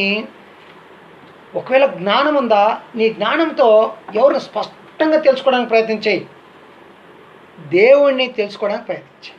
అంటే ఎక్కువ శాతం దేవుని యొక్క వాక్యాన్ని ధ్యానించడానికి ప్రయత్నించు. దేవుని యొక్క స్వభావ లక్షణాలు ఎటువంటివో ధ్యానించుకోవడానికి ప్రయత్నించు. దాన్ని బట్టి సంతోషపడు. ఈరోజు ఎంతోమంది సువార్థికులు ప్రతి ఒక్క విషయాల్ని విపులంగా వివరంగా దాని యొక్క లోతు పాతలు వివరాలు చెప్తూ ఉన్నప్పుడు వినేటువంటి మనకి ఎలాగుంటుందండి, చాలా ఆనందించి ఏం చేస్తూ ఉంటాము, సంతోషపడ. అంటే అలాగే ధ్యానించాలి దేవుని యొక్క లేఖనాలు. రాత్రి పొగలు ఏం చేయాలంట, ధ్యానించువాడు దాన్ని అటువాడు నీటి కాలంలో ఏరు నాటబడింది ఆకు వాడుకోకుండా ఏం చేస్తాంట, తల కాలమందు మంచి ఫలాలు ఏం చేస్తుంటాడు, ఫలించేటువంటి వాడుగా ఉంటాడు. కాబట్టి దేవుణ్ణి స్పష్టంగా తెలుసుకోవడానికి ప్రయత్నించాలి. దానికి మనకు బెస్ట్ ఉదాహరణ మొన్న కూడా మీకు చెప్పాను. మోషే దేవుని దగ్గర నిలబడుకున్నాడు కాడు, అయ్యా నీ కృప, నీ కనికరం నా పైన వచ్చింది, నీ కృప నా మీదకి వచ్చింది, ఒక్కసారి నిన్ను నేను చూడనివ్వన్నాడు. దేవుడు ఏం చెప్పాడండి, మోషే నా మంచితనాన్ని అంతటి నేను ఎదురు నేనేం చేస్తాను, కనపరుస్తాను అన్నాడు. అంటే దేవుని యొక్క మంచితనం ఏదో తెలుసుకోవడానికి మన జ్ఞానాన్ని ఏం చేసుకోవాలి, ఉపయోగించుకోవడం మంచిది. కాబట్టి జ్ఞానాన్ని బట్టి ఏం చేసుకోకూడదు, ఆ జ్ఞానాన్ని ఇచ్చినటువంటి దేవుని ఎందుకు నువ్వేం చేయాలంట, అతిశయపడం, అది శ్రేష్టమైనది. దీన్ని బట్టి ఇంకొక మాటను మనం చదువుకుందాం చూడండి. ఆ సామెతల గ్రంథము 2వ అధ్యాయంలో చూడండి, ఆ జ్ఞానము ఎవరు ఇచ్చేటువంటిదో ఒక మాట చెప్పబడింది. 2వ అధ్యాయంలో 6వ వచనం చూడండి, యెహోవాయే జ్ఞానమిచ్చువాడు. సోదరులారా, నీ జ్ఞానం చేత నువ్వేం చేయబడతా ఉన్నావేమో, అతిశయపడతా ఉన్నావేమో. ఆ జ్ఞానము ఇచ్చినటువంటి వాడు కూడా ఎవరే, యెహోవాయే. అది అంటున్నాడు ఎంత స్పష్టంగా, యెహోవాయే జ్ఞానం ఇచ్చువాడు, తెలివియు వివేచనయు ఆయన నోట నుండి వచ్చును. అంటే జ్ఞానం ఎవరు ఇచ్చేటువంటిదండి, ఎవరి సొత్తు కాదు, మనది కాదండి. ఆ జ్ఞానం ఎవరిది, దేవునిది. ఈ జ్ఞానాన్ని ఆయన ఎవరెవరికి ఇచ్చాడో కొన్ని విషయాలు కానీ మనం జ్ఞాపం చేసుకుంటే, మీరు గమనించుకున్నట్లయితే మొదటి రాజుల గ్రంథంలో రాసుకునే చాలు, అన్ని వివరించడానికి సమయం చాలదు మనకి. రాజుల గ్రంథంలో మీరు కానీ గమనించారనుకోండి, 3వ అధ్యాయము 8 నుండి 13 వచనాలు మీరు చదివితే, అక్కడ సొలొమోను అనేటువంటి రాజు, దావీదు తర్వాత రాజుగా నియమింపబడ్డాడు. అయితే వయసు చూస్తే ఇంకా బాలుడు, అంత జ్ఞానము అంత అనుభవం లేనటువంటి వాడు. ఆయన దేవుడి దగ్గర ప్రార్థన చేస్తా అని అడుగుతూ ఉన్నాడు. దేవుడు అడిగి నీకేం కావాలో కోరుకో అని దేవుడు ఆప్షన్ ఇచ్చాడు. ఎవరికి, సొలొమోనుకి. అప్పుడు సొలొమోను అడిగినటువంటి మాట ఏంటంటే, ఆ మాట ఒకసారి చదవండి, ఒకసారి తీసుకుంటే రాజుల గ్రంథంలో 3వ అధ్యాయము 8 వచ్చింది చూడండి. ఏం చెప్పాడు ఒకసారి చదవండి త్వరగా. నీవు కోరుకొనిన జనుల మధ్య ఉన్నాము, వారు విస్తరించి ఉన్నందున వారిని లెక్క పెట్టుటయు వారి విశాల దేశమును తనఖీ చేయుటయు అసాధ్యము. ఇంత గొప్పదైన నీ జనములకు న్యాయము తీర్చగలవాడు ఎవడు? అదే కాబట్టి నేను మంచి చెడులు వివేచించి నీ జనులకు న్యాయము తీర్చినట్లు నీ దాసుడు నాకు వివేకము గల హృదయమును దయచేయము. సొలొమోను చేసిన ఈ మనవి ప్రభునకు అనుకూలమైన గనుక దేవుడు అతనికి ఇలాగూ సెలవిచ్చును, దీర్ఘాయుడైనను ఐశ్వర్యమునైనను నీ శత్రుల ప్రాణమునైనా అడుగక న్యాయములను గ్రహించుటకు వివేకమును అనుగ్రహించమని నీవు అడిగితివి. నీవు ఇలాగున అడిగినందున నీ మనవి ఆలకించుచున్నాను. సుబుద్ధి బుద్ధి వివేకం గల హృదయమును నీకు ఇచ్చుచున్నాను. పూర్వీకులలో నీ వంటివాడు ఒకడును లేడు, ఇక మీట నీ వంటివాడు ఒకడు ఉండడు. అంటే అంత జ్ఞానాన్ని ఇచ్చాడు. కాబట్టి జ్ఞానాన్ని ఇచ్చేటువంటి వాడు ఎవరండి, దేవుడు. ఒకవేళ అతిశయిస్తే ఎవరంతా అతిశయించాలి, యెహోవాను స్పష్టంగా తెలుసుకుంటే దాన్ని బట్టి ఏం చేయాలి, అతిశయించాలి. అట్టువారు యెహోవా ఏం చేస్తూ ఉన్నాడంట, ఆనందిస్తూ ఉన్నాడు. కాబట్టి ఆ బుద్ధి జ్ఞాన సర్వసంపదలు కొలసపత్రులు చెప్పాడు. సర్వసంపదలు ఎవరందుకు గుప్తమేనంట, క్రీస్తునందుకు గుప్తములై ఉన్నవి అన్నాడు. కాబట్టి ఇక్కడ జ్ఞానం ఇచ్చేటువంటి వాడు ఎవరే, దేవుడే. ఇంకా ఒక మాటను మీరు కానీ గమనించారనుకోండి, ఇశ్రాయేలులకు జ్ఞానమైనటువంటి ఈ యొక్క బండారం, ఈ యొక్క తోరా అనబడినటువంటి మోషే చేత ఇవ్వనటువంటి ఈ యొక్క పంచకాండాలు అనేటువంటి గ్రంథాన్ని వాళ్ళకి ఇచ్చేస్తాడు. ఇందులో జ్ఞానం ఉంది. ఈ యొక్క ఆజ్ఞలు మీరేం చేస్తే గైకొని నడిచినట్లయితే అన్నాడు. చూడండి ఒకసారి ద్వితీయోపదేశ కాండము 4వ అధ్యాయం 6వ వచనం త్వరగా చూసేద్దాం. ద్వితీయోపదేశ కాండము 4వ అధ్యాయము 6వ వచనాన్ని మనం చదివితే ఆయన అంటూ ఉన్నాడు చూడండి, ఈ కట్టడలన్నిటినీ మీరు గైకొని అనుసరింపవలను. ఏంటండి, దేవుడైన యెహోవా మోషే ద్వారా ఇచ్చినటువంటి ఆయనకు ఆజ్ఞలని, ఆ కట్టడలన్నిటిని మీరేం చేయాలంట, అనుసరించి, అది ఈ కట్టడలన్నిటినీ గైకొని ఏం చేయాలంటే మీరు అనుసరింపవలను. వీటిని గురించి విను జనుల దృష్టికి అదే మీకేంటంట జ్ఞానం. మీరు కట్టడలని ఆజ్ఞలని మీరు అనుసరించి మీరు బ్రతికినప్పుడు మీ గురించి వినువారు దృష్టికి ఇదే మీకేమంట జ్ఞానము, వాళ్ళు ఆశ్చర్యపోతారంట ఆ ప్రజలు. ఏదంట, అదే మీకు వివేకమును. ఇక్కడ అంటున్నాడు చూడండి, ఈ కట్టడలన్నింటినీ మీరు గైకొని అనుసరింపవలను, వాటిని గూర్చి విను జనులందరి దృష్టికి ఇదే మీకు జ్ఞానము, ఇదే మీకు వివేకము. వారు చూచి నిశ్చయముగా ఈ గొప్ప జనము జ్ఞాన వివేచన గల జనమని వాళ్ళు ఏం చేసుకుంటారంట, చెప్పుకుంటారు. ఎప్పుడండి?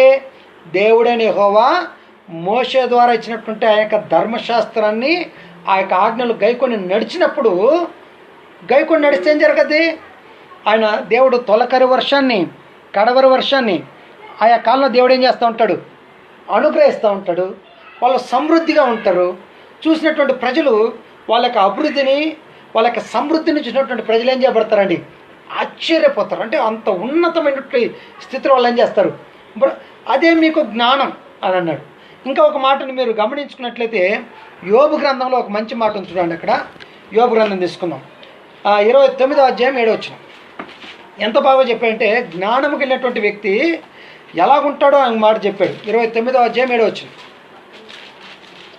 29వ అధ్యాయంలో ఒకసారి చదువుతాం. 29వ అధ్యాయము 7 నుండి మనం 11 వచనాల వరకు మనం చదువుకోవాలి. అయితే ఇక్కడ మనం గమనిస్తే 29వ అధ్యాయంలో అంటున్నాడు, యోబు మాట్లాడుతున్నాడు. ఆయన మునుపటి స్థితి ఎలాగుందో, తాను ఇంకా వ్యాధిగ్రస్తుడు కాకముందు అపవాది చేత శోధింపబడక మునుపు అతని స్థితి ఎలాగుందో చెప్పాడు. ఒక మాటని మీరు గమనించండి. 7వ వచనం అంటున్నాడు, పట్టణపు గుమ్మమునకు నేను వెళ్ళినప్పుడు. ఎక్కడికి వెళ్ళాడంటాడు ఆయన? పట్టణపు గుమ్మమునకు నేను వెళ్ళినప్పుడు రాజవీధులలో నా పీఠము సిద్ధపరచుకున్నప్పుడు యవనులు నన్ను చూచి ఏం చేశారంట? దాగుకొన్నారు. ముసలివారు ఏం చేశారు? లేచి నిలబడి. ఎవరిని చూసి? యోబు గారిని చూసి లేచి నిలబడ్డారంట. అధికారులు మాట్లాడుట మాని నోటి మీద ఏం చేశారంట? అంటే అధికారము కలిగినటువంటి వాళ్ళే మాట్లాడడం ఏం చేశారు? మానేసి మౌనులైపోయి తమ నోటి మీద ఏం చేశారంట? చెయ్యి వేసుకున్నారు. Pin drop silent. అంటే యోబు చెప్పేటువంటి మాటలు అంత గొప్ప మాటలు. ప్రధానులు మాట్లాడక ఏం చేశారంట? ఊరుకొనరి. వారి నాలుక వారి అంగలికి అంటుకొనెను. నా సంగతి చెవినబడిన ప్రతివాడు నన్ను అదృష్టవంతునిగా ఎంచెను. నేను కంటబడిన ప్రతివాడు నన్ను గురించి ఏం చేశారంట? సాక్ష్యం ఇచ్చానంటే అంతటి జ్ఞానము కలిగినటువంటి వాడు ఎవరండి? యోబు. అందుకని యోబు లాంటి ఆ వ్యక్తిని మీరు చూసారా? అతడు ఏం చేశారంట? యెహోవా యందు భయభక్తులు కలిగి చెడుతనాన్ని ఏం చేసుకున్నటువంటి వ్యక్తి యోబు గారు, విసర్జించినటువంటి వ్యక్తి. అది ఆయన యొక్క జ్ఞానం. ఎవరి యొక్క జ్ఞానం? యోబు యొక్క. అంటే ఆయన రాగానే యవనస్తులు ఆయన చూసి దాగుకుంటా ఉన్నారంట. ముసలివారు కూడా లేచి నిలబడుకుంటా ఉన్నారు. అలా అంత మాత్రం కాకుండా అధికారులు నోటి మీద చేయి పెట్టుకుంటా ఉన్నారు. ప్రధానులు మాట్లాడుకోకుండా మౌనులైపోయి వాళ్ళ నాలుక ఎక్కడ అంటుకుందంటండి? వాళ్ళ అంగిలికి వాళ్ళ యొక్క నాలుక అంటుకుందంటండి. అంత జ్ఞానం కలిగి. అంటే ఆయన మాట్లాడితే పిన్ డ్రాప్ సైలెంట్. ఎవరు మాట్లాడితే? యోబు. అదంటే జ్ఞానం. అందుకని మీలో జ్ఞాన వివేకం గలవాడేవుడు? జ్ఞానముతో కూడినటువంటి తన మంచి ప్రవర్తన ఏం చేయాలంటే యాకోబు గారు చెప్పారు, తన మంచి ప్రవర్తనను కనిపరచాలి. అందుకని ఈరోజు ఎంత గొప్ప పనులు ఉన్నాయంటే సువార్థికులకు కానీ, సంఘ పెద్దలకు కానీ, కుటుంబాల్లో ఉన్నటువంటి తల్లులకు కానీ, తండ్రులు ఎంత గొప్ప బాధ్యత ఉందంటే వాళ్ళు నోరు తెరిచి మాట్లాడినప్పుడు యవనస్తులు చేతులు కట్టుకొని నిలబడాలి. ఒకవేళ పెద్దవారైనా కూడా ఎస్ ఇతడు మాట్లాడితే ఇతని మాటల్లో జ్ఞానం ఉంది, ఇతడు ఖచ్చితంగా మంచి విషయాలు మన శ్రేయస్ కొరకు చెప్పుతాడు అనేటువంటి మాటకి మరో మాట మాట్లాడుకోకుండా. అంటే పెద్దల మాట్లాడినప్పుడు పిల్లలు ఆర్గ్యుమెంట్ చేయకోకుండా రీతిగా ఏం చెప్పడాలి? ఉండాలి. అంటే అటువంటి జ్ఞానాన్ని ఏం చేసుకోవాలి? అటువంటి జ్ఞానం కలిగి ఉండాలంటే ఏం చేయాలంట? చెడుతనాన్ని విసర్జించుకొని బ్రతికితే ఆ జ్ఞానాన్ని ఎవరిచ్చేటువంటి వాడు? యెహోవాయే జ్ఞానం ఇచ్చేటువంటి వాడు. తెలివి వివేచన ఎవరి నుండి వస్తుందంట? ఆయన నుండే వచ్చేటువంటి. ఇది ఎలాగ దొరకద్దని చెప్పంటే సామెతల గ్రంథంలో ఇంకొక మాట చూసేసి ముగిద్దాం త్వరగా. 22వ అధ్యాయం తీసుకోండి.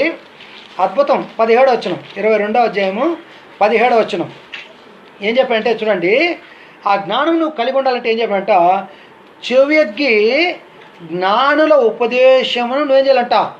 అది చాలామంది ఆలోచించరు, అందుకని చాలామంది వారు ఎవరు గారు, జ్ఞానవంతులు కారు. చెవియగ్గి ఏం చేయాలంట, ఆయన యొక్క మాటల్ని, అంటే ఆయన యొక్క మాటలు ఉపదేశించేటువంటి ఉపదేశకుల యొక్క మాటలు ఏం చేయాలి, చెవియగ్గి ఆలకింపుము.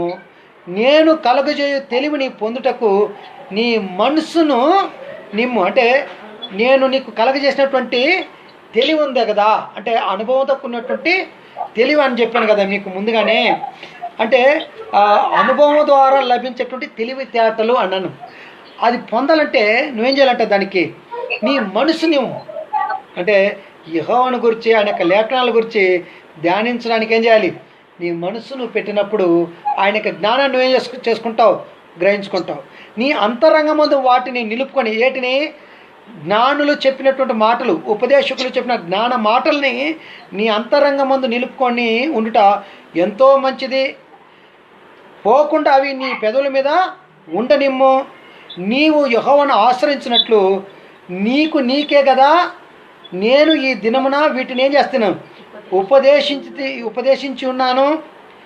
నిన్ను పంపువారికి నీవు సత్యవాక్యములతో ప్రత్యుత్తరం ఇచ్చినట్లు సత్య ప్రమాణం నీకు తెలియజేయుటకై ఆలోచనయు తెలియవు శ్రేష్టమైన సామెతలు నేను నీ కొరకు ఏం చేస్తేనే రచించాను.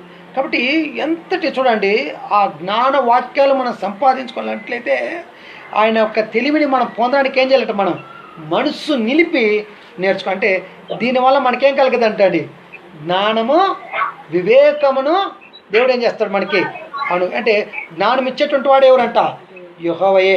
అందుకని దీన్ని మనం ఎంత అద్భుతంగా చెప్పేసి అంటే యాకోబు గారు చెప్పి ముగిస్తాను. ఆ మాటని ఎలాగుందో ఒకసారి చూడండి. యాకోబు పత్రికలో 1వ అధ్యాయంలో మీరు గమనించండి. అక్కడ అంటున్న 5వ వచనంలో యాకోబు గారు అనుభవపూర్వకంగా చెప్పేశాడు. ఎంత అద్భుతంగా చెప్పి అంటే, మీలో ఎవరికైనా జ్ఞానము కొదువుగా ఉన్న యెడల అతడు ఏం చేయాలంట, దేవుని అడగవలను. సహోదరులారా, ఏం చేయాలి, మనలో ఎవరికైనా జ్ఞానం కొదువుగా ఉంటే దేవుడిని ఖచ్చితంగా మనం ఏం చేయాలి, అడగాలి. అంటున్నటువంటి అడగవలను. అప్పుడు అది అతనికి అనుగ్రహింపబడును. ఎవరికి, అడిగినటువంటి వ్యక్తికి ఆ జ్ఞానాన్ని ఏం చేస్తాడు, పరలోక సంబంధమైనటువంటి ఆ జ్ఞానాన్ని దేవుడు ఏం చేస్తాడు, అనుగ్రహించును. ఆయన అంటూ ఉంటాడండి, అప్పుడు అది నీకు అనుగ్రహింపబడును. ఆయన ఎవరు, ఆ కరుణా సంపన్నుడైనటువంటి దేవుడు, జ్ఞానం ఇచ్చేటువంటి దేవుడు. ఆయన ఎవరిని గద్దింపక అందరికీ ధారాళంగా ఏం చేసేటువంటి వాడు, దయచేస్తారన్నమాట. ఒక్కరికని కాదండి, ప్రతి వారు అడిగినటువంటి వాళ్ళందరికీ కూడా ఏం చేస్తాడు ఆయన, ఆ జ్ఞానాన్ని దేవుడు ఏం చేస్తాడు, అనుగ్రహిస్తాడు.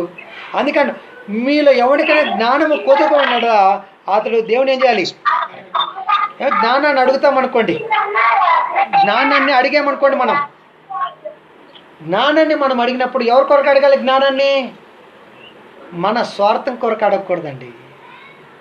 ఎవరి కొరకు అడగాలి జ్ఞానాన్ని, నాయనా నీ మాటలు నీవు నీ పరిశుద్ధ సేవకులైనటువంటి ప్రవక్తల ద్వారా, ప్రభు అయినటువంటి యేసుక్రీస్తు ద్వారా, అపోస్తుల ద్వారా ఇచ్చినటువంటి నీ మాటలు, ఈ గ్రంథస్థము చేయనటువంటి 66 పుస్తకాలు ఉన్నటువంటి నీ యొక్క మాటలన్నిటినీ నా జ్ఞానము చేత నేను అర్థం చేసుకోవడానికి కష్టం. ఒకవేళ నా జ్ఞానంతో నేను చెప్పడానికి నేను ప్రయత్నం చేస్తే నీ మాటలకి నేను ఏం చేస్తానేమో, అపార్థాన్ని కల్పిస్తానేమో, తప్పుగా నేను ఏం చేస్తాను, వ్యాకరణ చేస్తానేమో. అలా కాకుండా తండ్రి, నాకు ఆ పరలోక సంబంధమైనటువంటి ఏం చేయి, ఆ జ్ఞానాన్ని నాకు దయచేయి. నీ యొక్క మాటలు నేనేం చేయకోకుండా, అపార్థము చేయకోకుండా, తప్పుగా వ్యాకరణ చేయకోకుండా, నీ జ్ఞానముతో దాన్ని నేను వివరించి చెప్పగలిగినటువంటి ఆ జ్ఞానాన్ని నాకు నువ్వేం చేయనైనా దయచేయమని అడగాలి. అందుకొరకు అడగాలి జ్ఞానం. అందుకని మీలో ఎవరికైనా జ్ఞానము కొద్దుగా ఉన్నాడలా ఏం చేయాలంట, దేవుణ్ణి అడగాలి. దేవుడు ఎవరిని గద్దించుకోకుండా ఎలాగిస్తానంటండి, ధారాళముగా.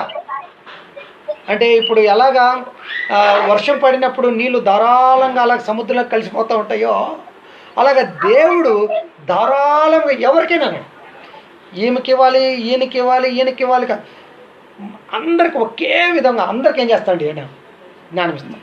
మనుషులందరికీ ఒకే మెదుడే ఉండేటువంటిది. దేవుడు అందరికీ ఒకటే తెలివితేటలు పెట్టారు. అంటే వాటిని వినియోగించుకునేటువంటి విషయంలో, వాటిని అర్థం చేసుకునేటువంటి విషయంలో మనం ఏం చేసుకోవాలి? అంటే ఆలోచించుకోవడానికి మంచిది. అంటే ఇక్కడ మనం జాగ్రత్తగా గమనించుకున్నప్పుడు దేవుడు ఇచ్చినటువంటి ఆ జ్ఞానాన్ని, దేవుని యొక్క లేఖనాలు మనం అపార్థం చేయకుండా ఆ ఉపదేశించగలిగే సామర్థ్యం దయచేయమని దేవుని దగ్గర ఏం చేసుకోవాలి? మనం అడగాలి. అందుకొరకు అడగాలి. ఒక మాట 2 మాటలు మీకు చెప్తాను. ఇర్మియా గ్రంథంలో చూడండి ఏం చేస్తున్నారంటే, ఇర్మియా గ్రంథంలో ఒకసారి తీసుకోండి. 8వ అధ్యాయం 8వ వచనంలో, ఇర్మియా గ్రంథం 8వ అధ్యాయం 8వ వచనం అంటున్నాడు ఆయన, మేము జ్ఞానులమనియు యెహోవా ధర్మశాస్త్రము మా యొద్ద ఉన్నదనియు మీరేలా అందురు? నిజమే కానీ శాస్త్రుల కళ్ళము అబద్ధముగా దానికి అపార్థము చేయుచున్నది. జ్ఞానులు అవమానం నొందిన వారు విస్మయం పొంది చిక్కబడి ఉన్నారు. వారు యెహోవా వాక్యమును నిరాకరించిన వారికి ఏ పాటి జ్ఞానము కలదు?